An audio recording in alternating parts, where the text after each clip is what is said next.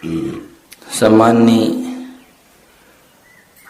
भक्त सज्जनों एवं श्रद्धा मूर्ति माताओं बहनों, अभी हम सब सुन रहे थे जीवन में सत्संग क्यों किया जाता है। हर आदमी को सुख और शांति प्रिय है। बिना सुख शांति के आदमी का जीना बड़ा कठिन होता है।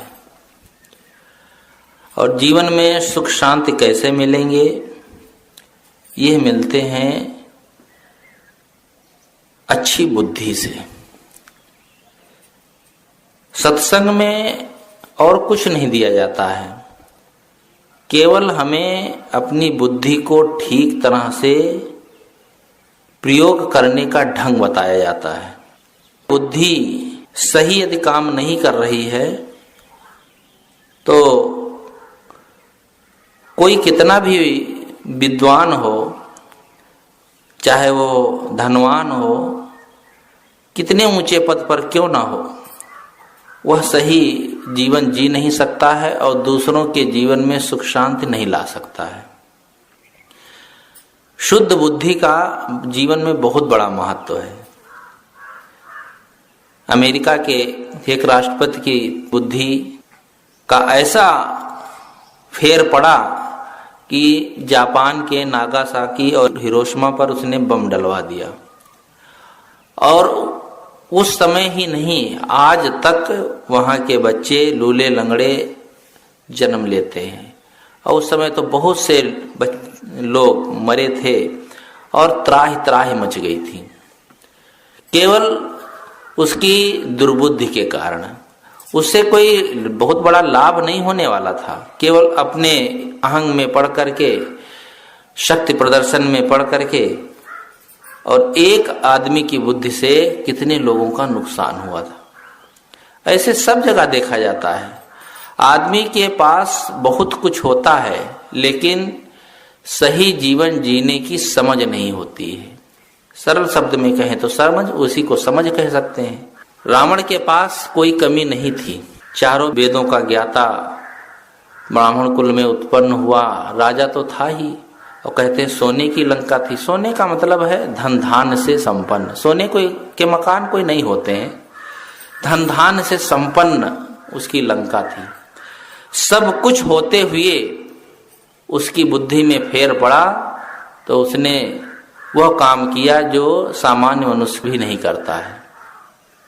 और उसी के कारण उसका तो विनाश हुआ ही, और अपने परिवार का, समाज का, सबका विनाश किया। सबने समझाया लेकिन उसकी बात समझ में नहीं आई। कहीं भी है, चाहे महाभारत में देखें,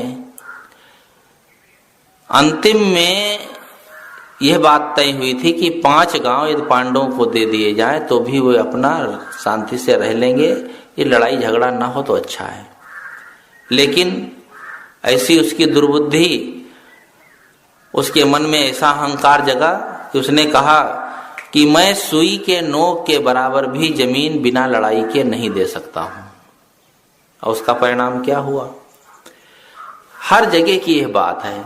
परिवार में, समाज में, देश में जहां भी विघटन होता है वह दुर्बुद्धि के कारण होता है। यदि सही बुद्धि हो तो आदमी कहीं भी रह करके परायों को अपना बना लेता है। दूसरों को अपना बनाने की कला बुद्धि से ही आती है।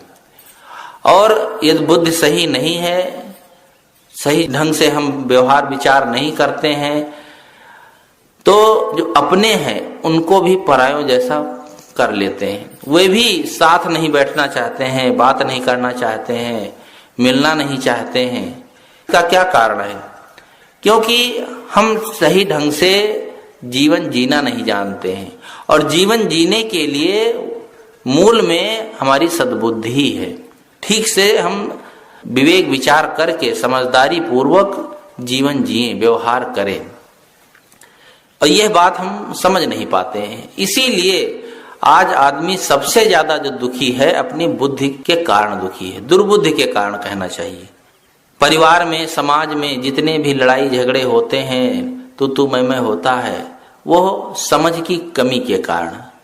छोटी छोटी चीजों को लेकर के, घर में 4 बहुएं हैं, किसी के लिए 50-100 रुपए की कम की साड़ी है, कोई की 500 की तो कोई की 600 की है। 150 की चीज के पीछे मुंह फुलौवर हो जाता है, फिर आपस में तू मैं लड़ाई झगड़ा और बंटवारा सब कुछ हो जाता है थोड़ी छोटी चीजों के लिए। किसी के पास रहता नहीं है, ये चीजें तो केवल उपयोग के लिए हैं, उपयोग सब करते हैं। ऐसा नहीं देखा जाता है कि किसी परिवार में 4 लोग हों तो 3 लोग खाते हों, एक आदमी को खाने को ना मिलता हो, या वो नंगा घूमता हो, उसे घर के बाहर निकाल दिया गया हो। ऐसा नहीं होता है। बस थोड़ी सी चीज किसी के पास ज्यादा हो गई, किसी के पास कम हो गई, बस उसी के लिए मन में विषाद पैदा हो जाता है और बस लड़ाई झगड़े शुरू हो जाते हैं। तो थोड़ी थोड़ी बातों के लिए ही आदमी उलझता रहता है, अपने को नहीं संभाल पाता है। तो हम सही ढंग से जीवन जीना सीखें। यह बात केवल परिवार तक ही नहीं है, देश, राष्ट्र, अंतरराष्ट्र सब जगह ही लागू होती है।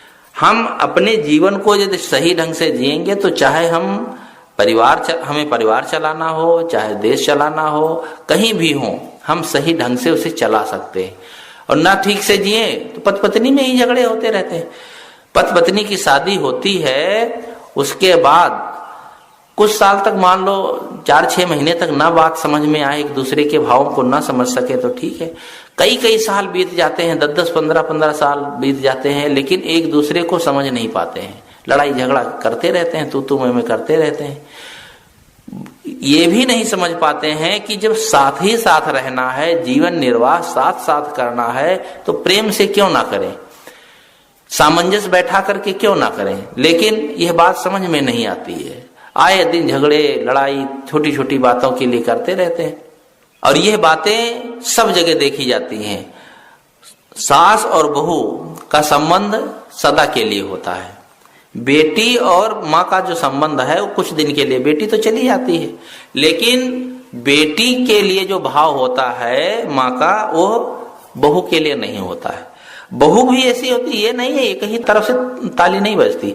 कुछ ऐसी बहुएं भी होती हैं कि वे भी अच्छा व्यवहार नहीं करती हैं अपने सास के साथ, और वे अच्छा नहीं करते हैं तो उनके पीछे भी वैसा ही लग जाता है। व्यवहार करना लोगों को आता नहीं है कि इनके साथ रह करके हम कैसा व्यवहार करें जिससे बुढ़ापे में या जब वह आगे बढ़ेगा, वो मालिक बनेगा, तो उसके वह व्यवहार हमारे साथ कैसा करेगा। हम यदि चाहते हैं कि हमारे साथ अच्छा व्यवहार हो, हमारे साथ लोग अच्छा व्यवहार करें, हमारी सेवा करें, हमारा कहना माने, यदि हम ये चाहते हैं और ऐसा हम सुख से रहना चाहते हैं, तो इसके पहले हम ऐसी भूमिका बना दें कि वह वातावरण ही बन जाए कि हमारे जीवन में कभी अशांति का वातावरण आए ही ना। लेकिन ये हम नहीं कर पाते हैं। एक बहू थी तो उसका दिमाग कुछ ऐसा मन में कि सास को की निंदा आलोचना करना, उसको नीचा दिखाना, उसकी बेइज्जती करना उसे बहुत अच्छा लगता कि अरे जब सास की बेइज्जती हो तब उसे लगता था कि मैंने बहुत बड़ा जग जीत लिया। दूसरों की आलोचना, निंदा हो, उपहास हो, यह देख करके कितने लोगों का मन प्रसन्न होता है। अपनी प्रशंसा लोग इसलिए करते हैं कि दूसरे उससे उपेक्षित हो जाएं। किसी का कोई आदमी हो, कहते भाई वो बहुत अच्छा आदमी है और बहुत बढ़िया सेवा करता है, वह महात्मा तो बहुत अच्छे हैं, बड़ी प्रवचन अच्छा करते हैं, बहुत ज्ञान विचार वाले हैं।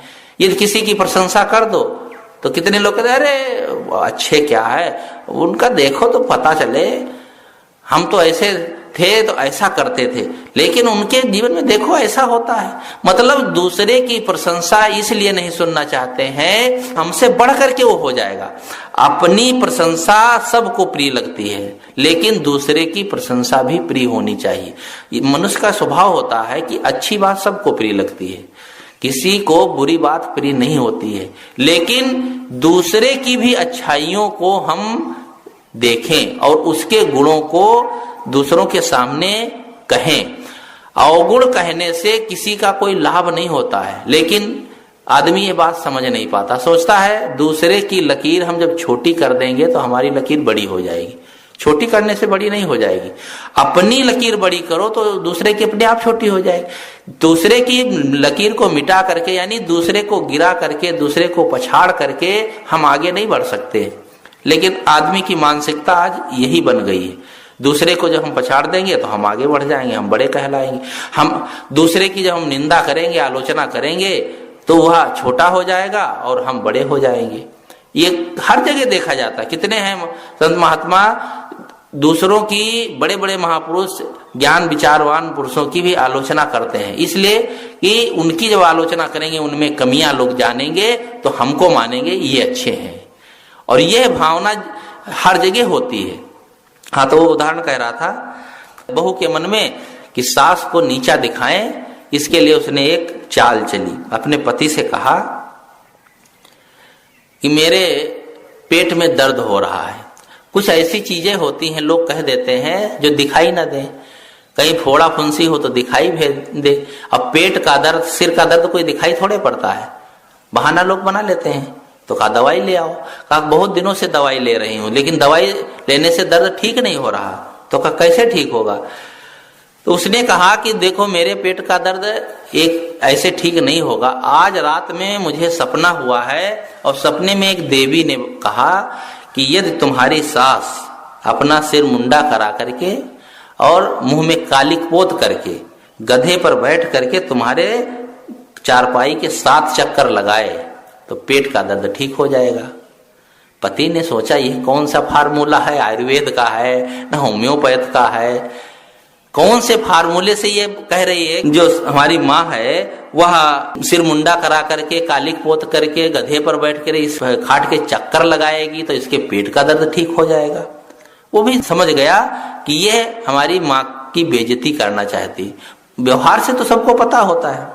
उसने सोचा चलो ठीक है, तो वो अपनी माँ से नहीं बोला, चला गया अपने ससुराल अपनी सास के पास। सुबह सुबह पहुंचा, सास ने कहा बेटा कैसे आ गए इतनी जल्दी? कहा अरे क्या बताएं, तुम्हारी बेटी के पेट में बड़ा दर्द हो रहा है। तो कहा दर्द हो रहा तो डॉक्टर को दिखाए। कहा डॉक्टरों को दिखाया, सब दवाई पानी किया लेकिन कुछ ठीक नहीं हो रहा है, तो क्या करें? तो उसने कहा कि आज आप तुम्हारी बेटी ने कहा है कि रात में सपना हुआ, एक देवी ने बताया कि तुम्हारी माँ, अब वो सास की बजाय, उसकी सास की बजाय उसकी माँ को कहा कि यदि इस लड़की की माँ सिर मुंडा करा करके मुंह में कालिक पोत करके गधे पर बैठ करके उस लड़की के 7 चक्कर लगा ले खाट के तो पेट का दर्द ठीक हो जाएगा। अम्मा की ममता, उसने सोचा कि हो सकता है भाई ऐसा कुछ हो तो ठीक हो जाए। माँ की ममता, उसने कहा अरे उसमें क्या है, बाल बनवा लेंगे बस। कहा बेटा तुम चलो मैं आती हूँ। उसने बाल मुंडा कराया और मुंह में कालिक पोती और गधे पर बैठकर पहुंच गई। अब वो लड़की तो पहचान नहीं पाई कि ये माँ जो है मेरी माँ है कि मेरी सास है। जैसे ही 4 चक्कर लगाए, 7 चक्कर भी नहीं पूरे हुए, उठ करके बैठ गई। कहा देख त्रिया की चाल, देख त्रिया की चाल, सिर मुंडा और काले गाल। त्रिया की चाल देखा, तुम्हारी माँ के मुंडा कर दिया और काले गाल भी करवा दिए। देखे त्रिया की चाल कैसी होती है। उस आदमी ने कहा दे सुन, देख मर्द की फेरी, ये अम्मा तेरी है कि मेरी, पहले ये भी तो देख। मैं पहले ही जान गया मेरी माँ की बेइज्जती करना चाहती, तो ये अम्मा देख ले तेरी है कि मेरी, चाहे तो मेरी ही माँ है। तब उसे लगा ये तो मैंने गलत किया। अब कहानी बना लेते हैं, ऐसी दुर्बुद्धि किसी के पास हो या ना हो, लेकिन होती है। लोगों के मन में ऐसे ऐसे विचार आते हैं, कोई विचार कि दूसरों की बेइज्जती हो, उपहास हो तो उन्हें आनंद आता है, और यही कारण है कि जीवन में सुख से नहीं जी पाते हैं। तो बात ये चली थी कि जीवन में हमारी बुद्धि ठीक हो। सद्बुद्धि गुणग्राहिता देखे अपनी ओर, क्या क्या दिलघर काम होए सबस विवश कर जोर। कहा है कि सद्बुद्धि हो और गुणग्राही पना हो, हमारे अंदर गुणग्राहिता हो, दूसरों के गुणों को देख करके उससे ग्रहण करने की बुद्धि हो। गुणग्राही जिसके बुद्धि होती है वह धीरे धीरे अपने जीवन में सदाचार और नैतिकता से बहुत ऊंचे उठ जाता है। और जो गुणग्राही बुद्धि नहीं होती है, वह कितना भी बड़ा विद्वान हो जाए, कुछ भी हो जाए, लेकिन उसके जीवन में नैतिकता और सदाचार नहीं आ पाते हैं। विद्वान होना अलग बात, किताब पढ़ लिए, पुस्तकें पढ़ लिए तो उसमें विद्वता आ जाती है, कहने सुनने का ढंग हो जाता है, लेकिन जीवन में परिवर्तन नहीं होता है। गुणग्राही बुद्धि होनी चाहिए। दूसरे के गुणों को, दूसरे के सद्गुणों को अपने जीवन में अपनाने का एक ही ढंग है कि उसमें यदि कोई अच्छाई है तो वो हम ले लें। अच्छाइयों को लेने की बुद्धि नहीं होती। सोचते हैं अरे अमुक आदमी तो बहुत खराब है। दुनिया में ऐसा एक भी आदमी नहीं मिलेगा जो बिल्कुल खराब ही खराब हो, उसमें कोई गुण ना हो, ऐसा कोई आदमी नहीं मिलेगा। चोर डाकू भी होते हैं, उनमें कोई सद्गुण होते हैं। एक चोर है, दूसरे धनी के यहां से चोरी करके लाएगा, लेकिन गरीब कहीं मिल जाता है उसको दे देता है।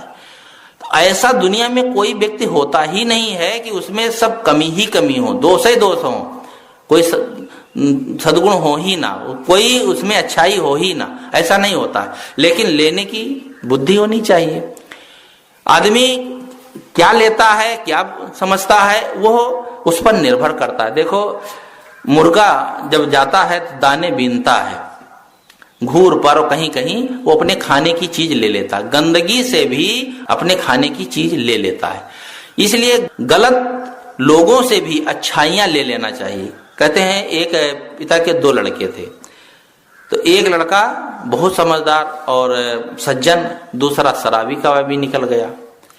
तो एक आदमी ने कहा कि बेटा तुम ये बुद्धि तुम्हारे कहाँ से आई, कहाँ से सीखे? उसने कहा मैंने अपने पिता से सीखा।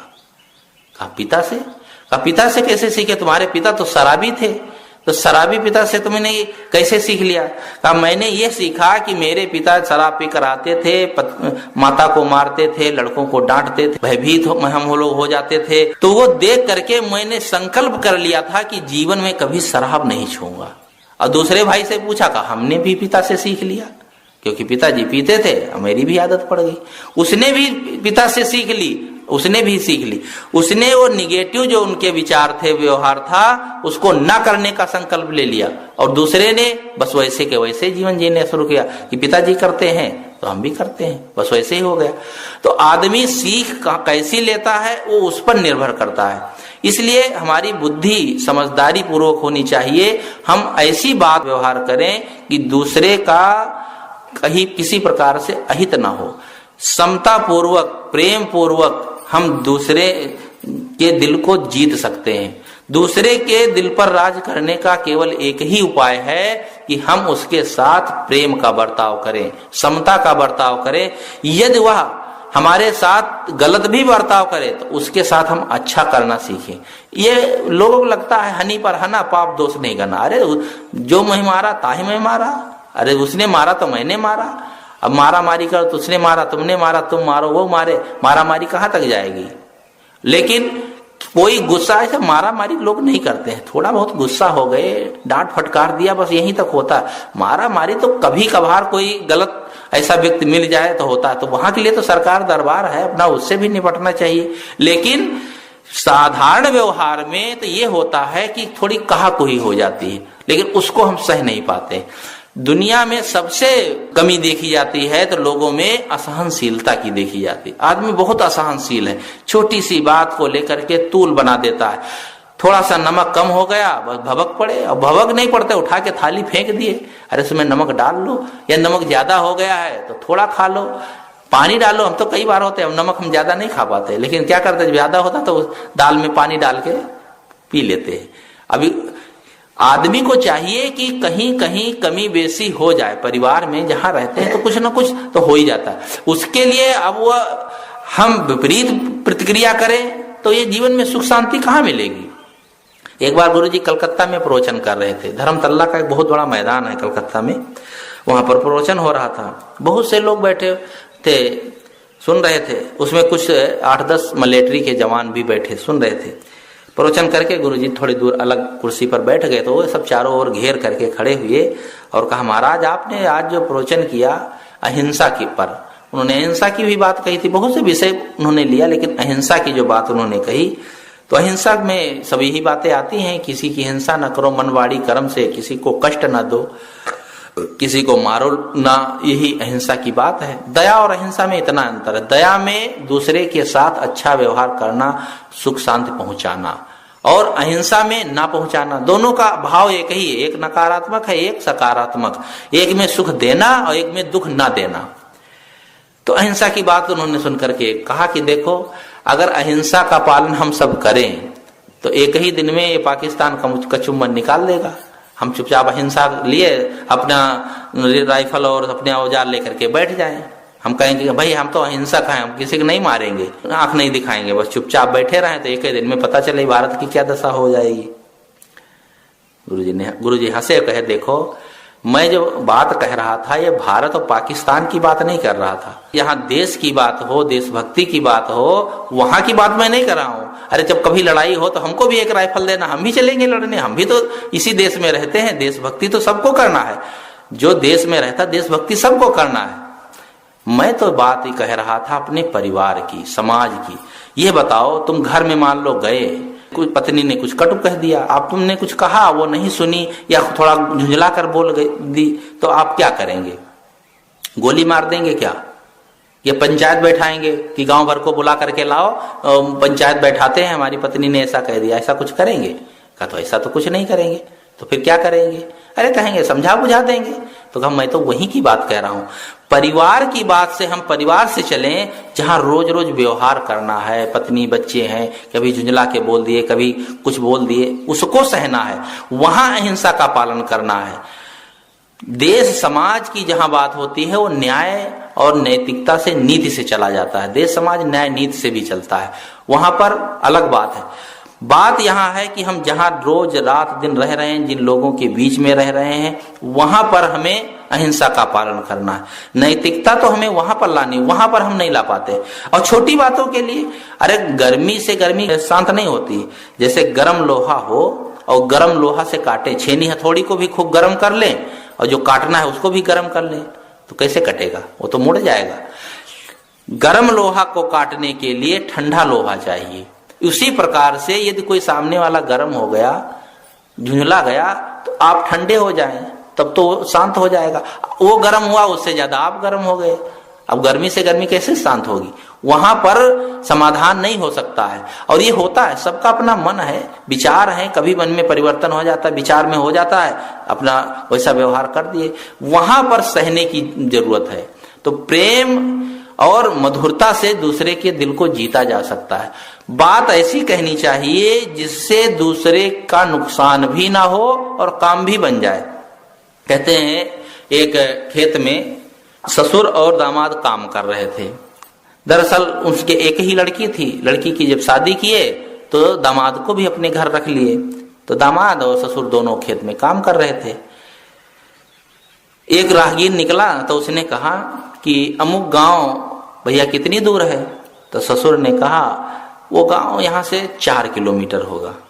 तो दामाद को बोल पड़ा, अरे बाबूजी वो 4 किलोमीटर नहीं, मुश्किल से 3 किलोमीटर होगा। तो उसने कहा अरे तुमको क्या पता है, मैं तो कितनी बार पैदल गया हूं, 4 किलोमीटर से कम नहीं है। कहा आप पैदल गए हैं, पैदल जाते हैं थक जाते हैं तो ज्यादा लगता है। अरे मैं मोटरसाइकिल से जाता हूं, मीटर बताता है 3 किलोमीटर है। अब 3 किलोमीटर 4 किलोमीटर में क्या फर्क पड़ता है? राहगीर ने सोचा अरे 4 हो चाहे 3 हो, चलना तो हमको पड़ेगा ही। वो तो चुपचाप चल दिया। अब इधर ससुर दामाद दोनों लड़ने लगे और लड़ाई तू में यहां तक बढ़ गया कि ससुर ने उठाया कुदाली, कहा मारूंगा 1 के 2 हो जाओगे। कल का छोकरा बात लड़ाता है, मैं कह रहा हूं 4 किलोमीटर से कम नहीं है। तब तक उसकी बेटी आ गई। कहा अरे बाबूजी ये क्या कर रहे हैं? कहा बेटी मैं कह रहा हूं गांव 4 किलोमीटर है और ये कल का छोकरा मेरे सामने पैदा हुआ, मुझसे बात लड़ाता, कहता है कि 3 किलोमीटर है। अब वो बात जब समझी पूरी तो वो असमंजस में पड़ गई कि वो सोचती है यदि मैं ये कहती हूं कि नहीं बाबूजी वो 3 किलोमीटर है, तो कहेगी देखो अभी शादी किया और बस पथ की ओर बोलने लगी, पिता को भूल गई, पिता से नाता टूट गया, पिताजी नाराज हो जाएंगे। अगर मैं ये कहती हूं कि नहीं बाबूजी सही कह रहे हैं 4 किलोमीटर है, तो पति नाराज हो जाएगा। पति भी नाराज ना हो, पिता भी नाराज ना हो, क्या करे? तो उसने बीच का रास्ता निकाला, समता की बात। क्योंकि वो गांव कितनी दूर था उससे कुछ लेना नहीं देना था, बात की बात थी। लड़ाई होती है अक्सर बात की बात से। एक गांव में तो इतनी जमीन थी कि 4 खाद डाल दिया जाए तो वो जमीन ढक जाएगी, उसके लिए 2 लोग लड़ते थे, दोनों भगत थे गुरुजी के, और दोनों लड़ाई किए तो 27 वर्ष तक लड़ाई हुई। तो एक नहीं लड़े, वो लड़े, उनके लड़का जब पैदा हुआ वो लड़का भी लड़ा और उसका पोता, तो 3 पीढ़ी तक 27 वर्ष तक लड़ाई हुई और उसमें कितने हजार रुपया लग गए होंगे कुछ पता नहीं। और वो अंतिम में सुलहनामा करके भी शांति मिली, लेकिन वो झगड़ा करते रहे। जब साहब समझावे, दोनों भगत थे, समझावे तो कहा साहब लड़ाई ये जमीन की नहीं है, बात की लड़ाई है, बात की। अब बात की लड़ाई में 27 वर्ष बिता दिए और वो 1500 की जमीन रही होगी, 4 खाट की जगह। तो ये आदमी के अंदर इतना अहंकार होता है, तो उसको अहंग था। तो उसने एक समता की बात कही कि देखो पिताजी, तुमने मेरी शादी इनके साथ कर दी। कहा तुमने अपनी जमीन दे दी, जायदाद दे दी, घर दे दिया। अरे मुझे ही दे दिया तुमने, सब कुछ तो तुमने दे दिया, तो 1 किलोमीटर भी दे दीजिए तो क्या हो जाएगा। अरे कहा इस तरह से तो कहे तो क्या है, वो किलोमीटर कोई लेना देना है, लेकिन ये तो बात लड़ाता है। बात हंस के टाल दी गई। पिता भी नाराज नहीं हुआ और पति के भी बेइज्जती नहीं हुई।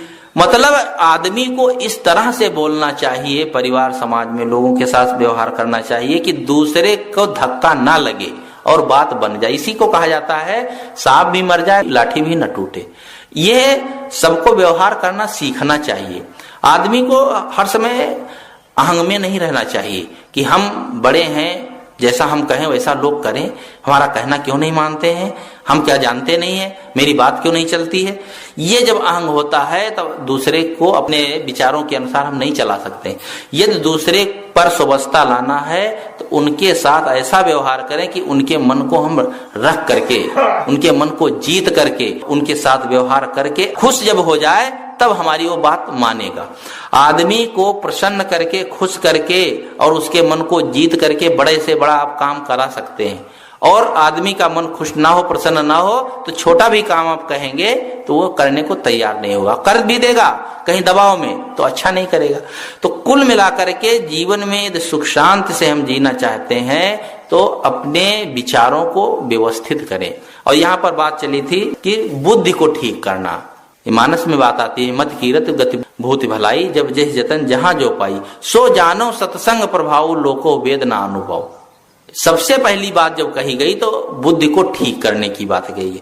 महात्मा गांधी ने भी जब अपने प्रार्थना में गाया है कि ईश्वर अल्लाह तेरे नाम सबको सन्मति दे भगवान। अब उस समय तो बड़ी गरीबी थी तो उनको तो कहना चाहिए सबको संपत्ति दे भगवान। संपत्ति उन्होंने नहीं मांगा, उन्होंने मांगा सन्मति यानी सद्बुद्धि, अच्छी बुद्धि ही मांगा। ये बात विद्वानों को, ज्ञानियों को सबको पता है। यदि अच्छी बुद्धि हो जाएगी तो वह जो भी काम करेगा वो अच्छा काम करेगा, और दुर्बुद्धि होगी तो अच्छा काम नहीं कर सकता है। इसलिए बुद्धि को ठीक करने की जरूरत है, विचारों को ठीक करने की जरूरत है, समता का व्यवहार, प्रेम का व्यवहार करने की जरूरत, तब हम सुख से रह पाएंगे। भेदभाव यदि हम मानेंगे तो निश्चित है कि परिवार समाज को नहीं चला सकते हैं। ये बेटी है, ये बहू है, ये अपना है, ये पराया है, भतीजा है, ये भेदभाव जहां आता है वो समाज बिगड़ जाता है। प्रेम का बर्ताव, दूसरे के दिल को समझे, दूसरे को दुख ना होने पाए, चीजें बिगड़ जाए तो बिगड़ जाए। आदमी को धन नहीं मानना चाहिए, जन को धन मानना चाहिए। जन यानी लोगों को। हमारे परिवार के जो लोग हैं वे असली धन है। ये मकान दुकान जो है, ये कंकड़ पत्थर, ये असली धन नहीं है। ये धन किसके लिए है? अपने परिवार के लिए, मेरे लिए और मेरे बाल बच्चों के लिए तो है। अपने बाल बच्चे या परिवार के लोग खुश रहें, उनको सुख शांति मिले, वे प्रसन्न रहें। चीजें तो आती जाती हैं, बनती बिगड़ती रहती हैं, लेकिन लोग चीजों पर बड़ा ध्यान देते हैं। कोई चीज बिगड़ जाए बड़े गुस्सा हो जाएंगे। एक आदमी जा रहा था रास्ते रास्ते, तो उसे प्यास लगी, पत्नी भी साथ में थी, एक छोटा बच्चा था 2-3 साल का। प्यास लगी, एक पेड़ के नीचे उसको बैठा दिया, कहा मैं पानी भर लाता हूं।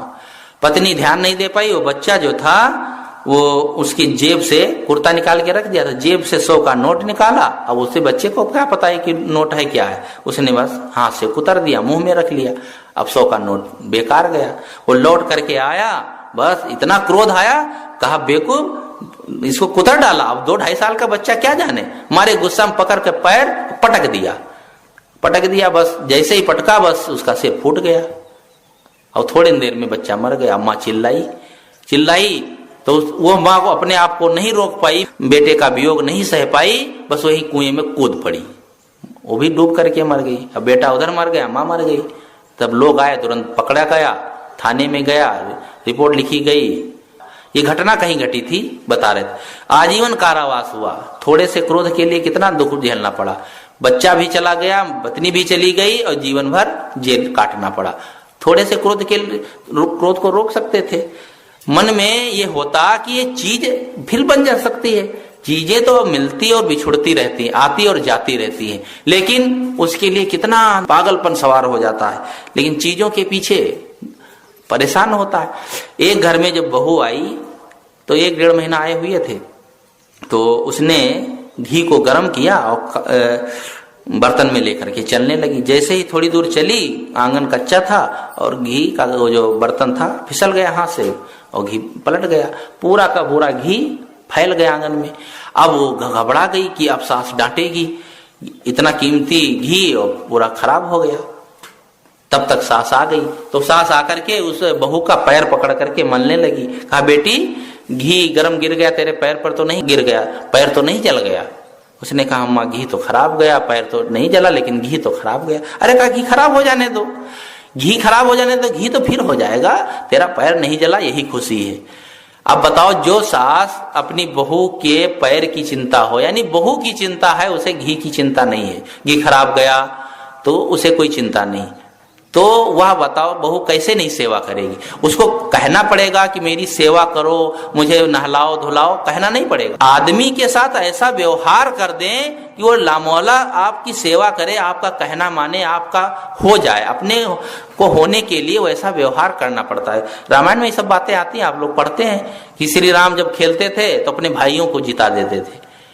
जब भाइयों को जिता देते तो भाइयों को खुशी हो जाती थी। बाद में उनको पता चले कि हमको भैया जिता देते थे जानबूझ करके, तो समझ लेते कितना प्रेम है। जब प्रेम होगा तभी आदमी ये सब कर सकता है। लेकिन आज हो, अरे घी गिर जाए तो क्या करेगी? सास तो आएगी दौड़ करके तो 2-4 थप्पड़ लगाए, नहीं थप्पड़ लगाएगी तो 2-4 गाली तो देगी। बहू को गाली नहीं देगी, उसके नैहर वैहर सबको गरिया डालेगी। तेरी माँ को भी अकल नहीं है, तेरे बाप को अकल नहीं है, पता नहीं क्या सीख करके आई है, हाथ सड़ गए हैं कि गल गए हैं, अब पता नहीं क्या क्या कह सकती है। ये भी समझ है। लेकिन दूसरी समझ कि उस चीज को न देख करके उसने कहा कि बेटी घी चाहे चीज खराब हो गई तो खराब हो जाने दो, तुम तो कम से कम अच्छी हो। धीरे धीरे जब सास बूढ़ी हो गई और अशक्त हो गई, उसकी सेवा खूब करती थी।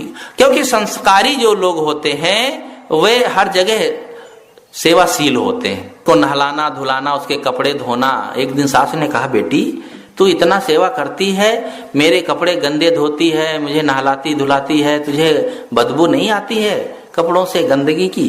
उसने कहा, माँ मुझे बदबू नहीं आती है, बल्कि मुझे घी की सुगंधी आती है।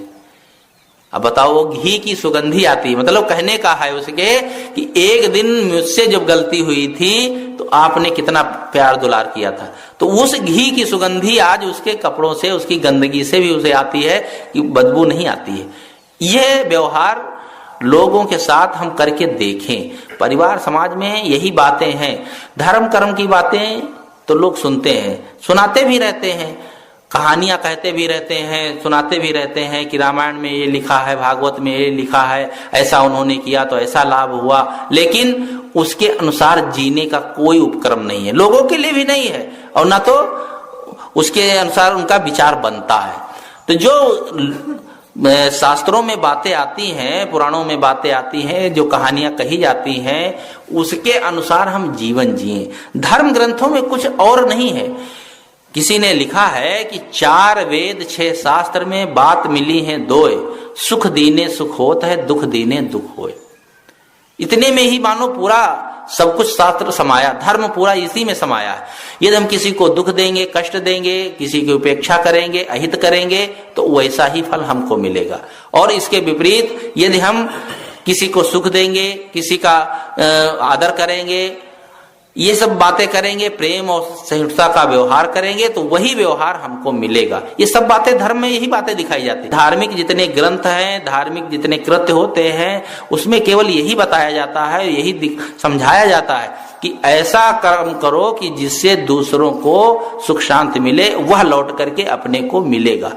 यदि हम चाहते हैं कि हमें आम खाना है, पेड़ आम का लगा दें तो आम अपने आप आ जाएगा, उसमें आम लाने के लिए प्रयास नहीं करना पड़ेगा, बस वैसा बीजारोपण कर दें।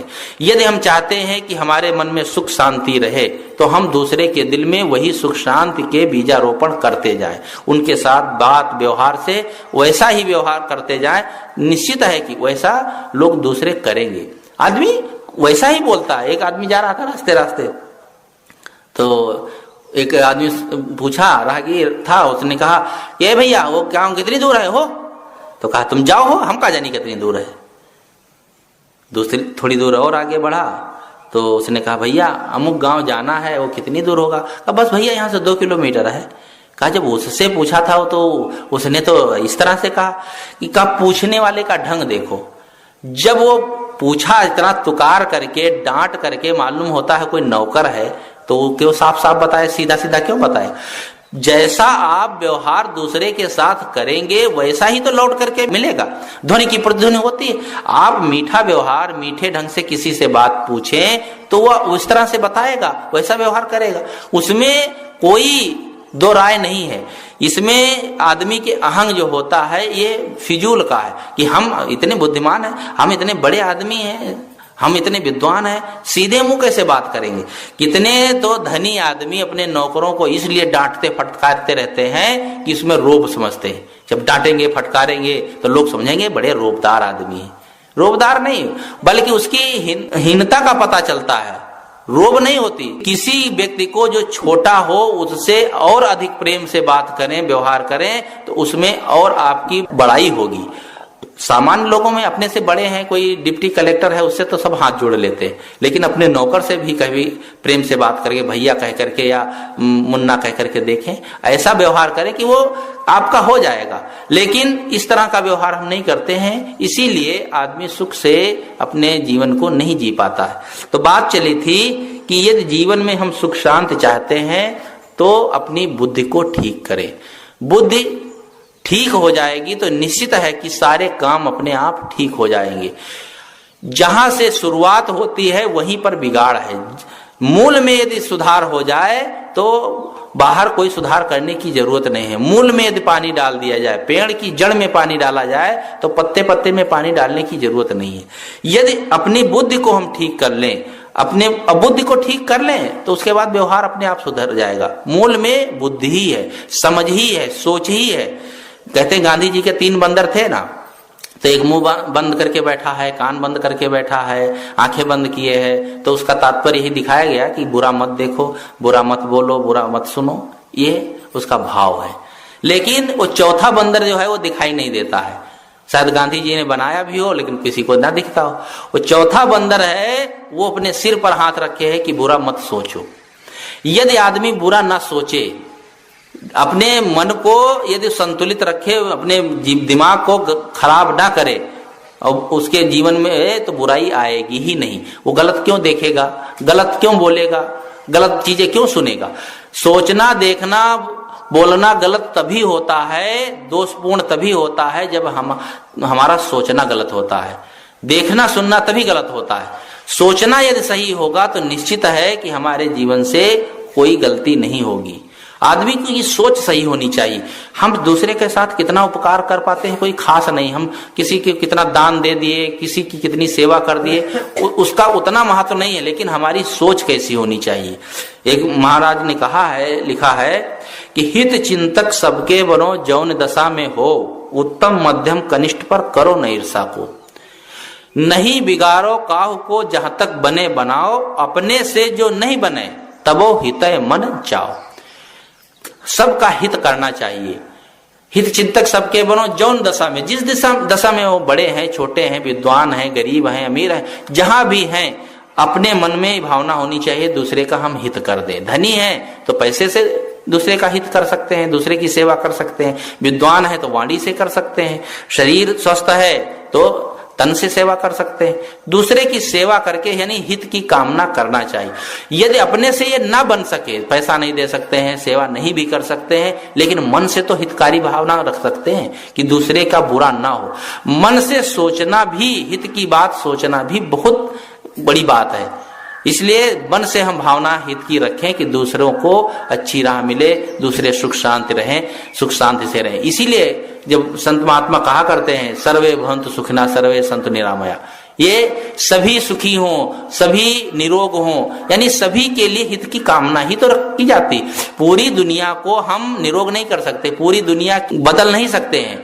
हम पैसा कमाते हैं, मान लो 10,000 पाते हैं, तो ये नहीं है कि 10-10 रुपया हम एक एक व्यक्ति को बांटते आवे। गांव से निकले तो 100-100 रुपया सबके घर घर बांटते आवे, ऐसा थोड़े होगा। आदमी कमाता है तो अपने परिवार को पालता पोसता है, उसी में से वो कुछ दान पुण्य परोपकार भी कर सकता है, दीन दुखियों की सेवा कर सकता है, ये कर सकता है। लेकिन हित की भावना सबके प्रति रख सकते हैं, करुणा की भावना रख सकते हैं। कोई गरीब है, दीन है, तो उसके प्रति घृणा न रखें, ये भावना रखें कि इसका भला हो। अगर मन में हित की भावना होगी तो अपने अंदर मैल नहीं आएगा। ये योग दर्शन में 4 बातें आती हैं, उसमें बड़ा व्याख्यान लंबा दिया गया, लेकिन मैं थोड़े में बता दूं। उसमें कहा गया है मुदिता, मैत्री, करुणा और उपेक्षा। यदि आदमी 4 भावनाओं को लेकर के जीवन जिए तो उसका जीवन बहुत सुखद होगा। सुखद जीवन जीने की 4 बातें बताई गई। मुदिता मानी प्रसन्नता, अपने से विशिष्ट हैं, विद्वान हैं, ज्ञानी हैं, उनको देख करके प्रसन्नता हो। यह ज्ञानी है, विद्वान है, हम उतना नहीं जानते हैं, अगर उनको देख करके प्रसन्नता होगी तो ईर्षा नहीं होगी। ईर्षा कब होती कि हमसे तो वो ज्यादा बढ़ गया है, अब जो बढ़ गया है उसके प्रति ईर्षा की भावना होती है। तो ईर्षा का रोग ये नहीं होगा जब हमसे कोई ज्ञानी विद्वान है और उसको देखकर प्रसन्नता होगी। मुदिता और मैत्री, मैत्री कहते हैं दोस्ती यानी प्रेम को। कोई धनी आदमी है, उससे हम मित्रता रखें, मित्रता की भावना, और मित्र के प्रति जो है दुर्भाव नहीं होता है। मित्र हमारा बहुत आगे बढ़ जाए तो किसी को नहीं खलता है। जो जिसके प्रति मित्रता की भावना है, ये भावना हो कि ये आगे बढ़ जाए, तो मैत्री की भावना हो, धनियों को देख करके मैत्री की भावना हो, तो हमारे मन में ये ईर्ष्या का रोग नहीं होगा। और करुणा यानी गरीब हैं, दीन दुखी हैं, उनको देख करके करुणा की भावना हो, उनके प्रति दुर्भावना हमारे मन में ना हो तो घृणा नहीं होगा। दीन दुखी देख करके लोग घृणा करते हैं, दुत्कारते हैं, अरे तो ऐसा ही है, नारकी आदमी है, घृणा करते हैं, तो उनके मन में करुणा नहीं होती है। करुणा होगी तो इस तरह की भावना नहीं होती। उपेक्षा यानी कोई गलत है प्रवृत्ति के लोग हैं, गलत प्रवृत्ति के लोग दुनिया में होते ही हैं, उनसे उपेक्षा रखे, मतलब लड़ाई झगड़ा ना रखे। उपेक्षा का मतलब मनवाड़ी कर्मों से उनकी तरफ ध्यान नहीं दे, चलो जैसा वो करते वो जाने, उनका काम जाने, हमसे कोई लेना देना नहीं। गलत प्रवृत्ति के लोगों से अपना मनवाड़ी कर्मों से लेना देना ना रखें। इस तरह से यदि अपने जीवन में इन 4 बातों को अपनाएं, मैत्री, करुणा, मुदिता और उपेक्षा की भावना रखें, तो ऐसी भावना रख करके आदमी बहुत सुख से जीवन जी सकता है और लोगों के साथ बहुत अच्छा व्यवहार कर सकता है। इसलिए सबको चाहिए कि धर्म का काम तभी सफल हो सकता है, हम भक्ति करते हैं, साधना करते हैं, ज्ञान विचार के मार्ग पर चलते हैं, सत्संग करते हैं, इसका फल तभी होगा जब हमारे जीवन में वे सब बातें आए, हमारा जीवन सुखद हो, हमारे जीवन में जो बुद्धि है हमारी ठीक हो। कुल मिलाकर के अपने जीवन को हम जब व्यवस्थित कर लेंगे तो ये सब काम अपने आप होंगे। कितना हम पूजा पाठ करते हैं, हवन तर्पण करते हैं, क्या गंगा नहाते हैं, तीर्थाटन करते हैं कि मूर्त पूजते हैं, ये तो अपनी अपनी भावना होती। आदमी क्या कर्मकांड करता है इसका महत्व नहीं है, कैसे करता है, उसकी भावना क्या है, भावना के अनुसार फल होता है। ये सब कहानियां कही जाती है, भगवान उसकी पूजा कर रहा था तो भगवान प्रकट हो गए और उन्होंने उनको आशीर्वाद दिया। ये इसीलिए ये बातें बताई जाती हैं कि जीवन में जो अपने मन से, पवित्र मन से कर्म करता है उसके लिए मानो पूरी प्रकृति प्रकट हो जाती है। मधुवाता रितायते मधुचरंत सिंधवा माधुर्य न संशोधति, ये ऋग्वेद में एक मंत्र आता है। मधुवाता रितायते, जो नियम के पथ पर चलता है, विवेक विचार से जीवन जीता है, उसके लिए हवाएं मधु बहाती हैं, नदियां मधुवाता रितायते, मधु यानी नदियां मधु बहाती हैं, हवाओं से मानो मधु बहता है, और वनस्पतियां मधु से बरसाती हैं। कुल मिलाकर के पूरी प्रकृति उसके सुखदायिनी हो जाती है, जो नियम से चलता है, सदाचार और संयम से चलता है। दूसरे लोग भी उसके साथ अच्छा व्यवहार करते हैं। हम अच्छा व्यवहार करें, ठीक से ढंग से रहें, तो निश्चित है दूसरे लोग भी हमारे साथ व्यवहार करेंगे और दूसरे लोगों पर प्रभाव पड़ता है। एक बार गुरुजी जा रहे थे ट्रेन में, तो जिस सब महात्माओं के लिए बर्थ जो थी रिजर्व थी, रिजर्वेशन करके ही चलते थे अक्सर। तो एक बंगाली आदमी, एक आदमी था तो बंगाल की तरफ का ही था, तो आकर के बर्थ पर बैठ गया। तो महात्मा ने कहा भाई हमारी रिजर्व है बर्थ। तो कहा अरे मेरी सब पूरी बर्थ रिजर्व है। जब ऐंठ करके बोला तो गुरुजी ने कहा अरे छोड़ो, रहने दो, ना बोलो। वो समझ गए, एक ही बात में बातें समझ में आ जाता था आदमी कैसा है। कहा बैठा रहने दो। बैठा रहा और वो उठा नहीं। तो 2-3 बंगाली बाबू बैठे थे वहीं के, तो उनको नहीं रहा गया। अरे संत महात्माओं को तो ऐसे भी बैठाने के लिए जगह दे देनी चाहिए, और उन्हीं का बर्थ रिजर्व है और ये आंखें तरेर रहा है और कहता है कि हमारी सब बर्थ रिजर्व है। उन्होंने कहा देखो तुम्हारी जहां रिजर्व हो वहां जाओ बैठो, और महात्माओं को कहते हो मेरी सब बर्थ रिजर्व, पूरी ट्रेन रिजर्व है, तो पूरी ट्रेन में जहां रिजर्व हो वहां बैठो और तुम उनको बैठने नहीं देते हो। वो खूब झाड़ा उनको, लेकिन वो थोड़ी देर बैठा रहा, फिर चुपचाप उठ करके चला गया। गुरुजी ने कहा देखो, जब हमने अपनी साधुता का व्यवहार किया, अगर हम उससे लड़ जाते, हमारे साधु तो 10-15 थे, अगर झगड़ जाते उसको पकड़ के वहां खींच के अलग कर सकते थे। यदि साधुता के विपरीत करते तो यही बंगाली बाबू कहते अरे महाराज तुम तो साधु हो, कहाँ इससे मुंह लग गए, ये तो बेवकूफ आदमी है।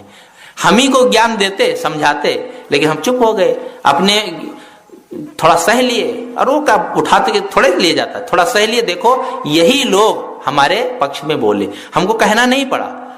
तो ये ऐसी घटनाएं घटती हैं कि यदि आप सह लें, आप सही ढंग से दूसरों के साथ व्यवहार करें, तो पूरी प्रकृति, पूरा समुदाय आपके पक्ष में हो जाएगा। दूसरों को अपने पक्ष में करने, अपने साथ मिलाने का एक ही उपाय है कि उनके साथ अच्छा व्यवहार करो। श्री राम ने कितना, वो तो राजनीतिक हर चीज में वे सर्वज्ञ थे। उन्होंने विभीषण का राज तिलक कर दिया। अभी रावण को मारा नहीं था, लेकिन इतनी उनकी बुद्धि कि विभीषण का राज तिलक कर दिया कि तुम्हें लंका का राजा बना दिया मैंने। यह व्यवहार कर देने से विभीषण के मन को जीत लिया, और विभीषण ने सारा जो है भेद बता दिया और रावण पर उनकी विजय होगी। हालांकि विभीषण को आज तक कोई माफ नहीं करता है कि अपने भाई का भेद बता करके उस पर विजय करवाना, इसलिए घर का भेदिया लंका ढाए, आज भी वो प्रसिद्ध है, उसको अच्छा नहीं माने। लेकिन श्री राम ने अपनी बुद्धि, अपनी चतुरता से दूसरे दुश्मन के भाई को अपना बना लिया, और रावण ने अपने भाई को भी अपना नहीं बना पाया और धुतकार दिया। ये सब जगह होता है। दूसरे को भी अपना बनाने का यही उपाय है कि उसके साथ ऐसा व्यवहार करें कि वो उसे लगे कि हम हमारे हित की ही बात कहेंगे, जो व्यवहार जो बात कह रहे हैं हमारे हित की है। तो दूसरों के मन पर, दूसरों के जीवन पर कब्जा करने की अपेक्षा पहले स्वयं ऐसा जीवन जिए कि दूसरे अपने आप प्रभावित हों। यह बात सबको व्यवहार में, समाज में सबको करना चाहिए कि ऐसा हम बात व्यवहार करें, ऐसी हमारी बुद्धि हो कि जिससे स्वयं को सुख शांति मिले और दूसरों को भी सुख शांति मिले। गलत ढंग से जीवन जीने वाला कभी भी सुख शांति का भागीदार नहीं हो सकता है। सद्बुद्धि गुणग्राह्यता, सद्बुद्धि हो और गुणों को सीखने की भावना हो, तभी हम जीवन में सुख शांति पा सकते हैं। जिन्होंने सद्बुद्धि का प्रयोग नहीं किया वह जीवन भर दुखी रहा। अभी मास्टर साहब उदाहरण दिए थे, मंथरा ने कैकेयी की बुद्धि को ही फेर दिया। बुद्धि किसी की गलत नहीं होती है, लेकिन बुद्धि में जैसा कुसंग और सुसंग पड़ता है, जैसा व्यवहार होता है, वैसे बुद्धि फिर जाती है। मंथरा के कुसंग के कारण कैकेयी की बुद्धि फिर गई, और ऐसी बुद्धि फिरी कि वह जिसे प्राणों से भी प्रिय राम को मानती थी, उस राम को 14 वर्ष के लिए वनवास के लिए निकाल दिया।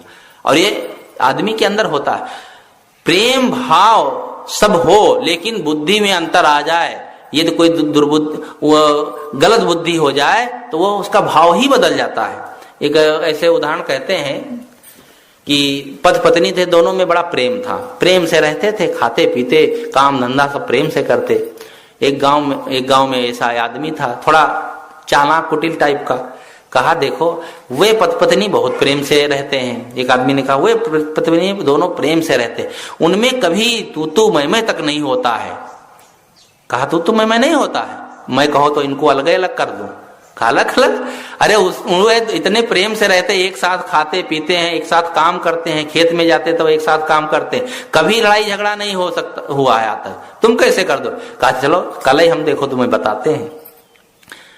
गए, और आदमी गया तो उस पति को बुलाया अलग, कहा तुम जो एक बात जानते हो क्या? कहा क्या बात? कहा देखो तुम्हारी जो पत्नी है ना, पूर्व जन्म की कुतिया थी। कहा अरे तुम ये कैसे कहो, साधारण बुद्धि का आदमी रहा हुआ कुतिया? अरे का कुतिया ये इस जन्म में तुम्हारी पत्नी हो गई, पूर्व जन्म की ये कुतिया है। कहा कैसे? कहा देखो रात में देखना ये कभी कभी चाटती होगी तुम्हारे शरीर को। कहा ऐसा तो हमने कभी नहीं देखा। कहा नहीं तो तुम सो जाते होगे तब ऐसा करती होगी। तो जब वो पहुंचा तो पत्नी ने कहा वो क्या कह रहे थे? अरे कहा कुछ नहीं कह रहे थे, बताया नहीं। कहा नहीं बताओ तो कुछ बात जरूर है। बस जब कहा नहीं कोई बात नहीं है, उसने सोचा हमको तो परीक्षा लेना, तब वो नाराज हो गई, अलग जाकर के बैठी, तुम बताए नहीं बात। तो उसको बुला कर पत्नी से कहा तुम्हारा जो पति है ना पूर्व जन्म का लुनिया है। कहा लुनिया? और क्या लुनिया तो है, और ना मानो तो रात में इसके चाट करके देख लेना, इसके शरीर में नमकीन लगेगा। उसने कहा अच्छा आज परीक्षा लेते हैं। रात में जब वो सोया तो वो भी नहीं सोया, वो भी बहाना बना करके नाक मूंद लिया, सोचा देखें कि जो परीक्षा लेते हैं उसने कहा था कि ये कुतिया है। तो उसने रात में उठ करके देखा वे सो रहे हैं, बस उसके शरीर को चाटा, तो शरीर में तो पसीना होता तो नमकीन तो लगेगा ही। तो कहा कि हाँ लगता है लुनिया जरूर है। तो बस वो आंखें खोल दिया, कहा हट कुतिया कहीं की, कहा हट लुनिया कहीं का। तो कहा तुम लुनिया हो? तो कहा तू तो कुतिया है, चाट रही थी। अब दोनों में झगड़ा हो गया, और झगड़ा यहां तक बढ़ गया कि दोनों अलग अलग हो गए। धीरे धीरे जब पता लगाए तो कहे उस आदमी ने दोनों के मन में ऐसे विचार डाल दिए, ऐसी बात डाल दी कि वे दोनों अलग अलग हो गए, और दोनों में आपस में तू मैं ये हो गया। भले ही किसी ने कहानी बना ली हो, लेकिन ऐसी घटनाएं घटती हैं। यदि मन में फाट डाल दिया जाए, मन में यदि गलत बात डाल दी जाए तो आदमी का मन टूट जाता है। कितना भी प्रेम हो वो आदमी उससे अपने आप को अलग कर लेता है। इसलिए अपने मन को ऐसे हम सुव्यवस्थित रखें कि मन में कभी कुबुद्धि ना आने पाए, सद्बुद्धि के मार्ग पर चलें। जितनी जिसके समझ है, जितनी जिसके पास क्षमता है, अपनी क्षमता के अनुसार भक्ति सत्संग ज्ञान के मार्ग में चलते रहें, जिससे जीवन में सुख शांति मिलेगी। धर्म का मतलब ही होता है कि वह व्यवहार हम करें जिससे जो व्यवहार हम स्वयं चाहते हैं, और ऐसा व्यवहार यदि हम जीवन में करेंगे तो निश्चित है अपने को सुख शांति मिलेगी, अपना जीवन सुखद होगा, अपना कल्याण होगा और दूसरों का भी उसमें हित होगा। इतनी ही बात कहकर मैं अपनी बात समाप्त करता हूँ। बोलो सद्गुरु महाराज की जय।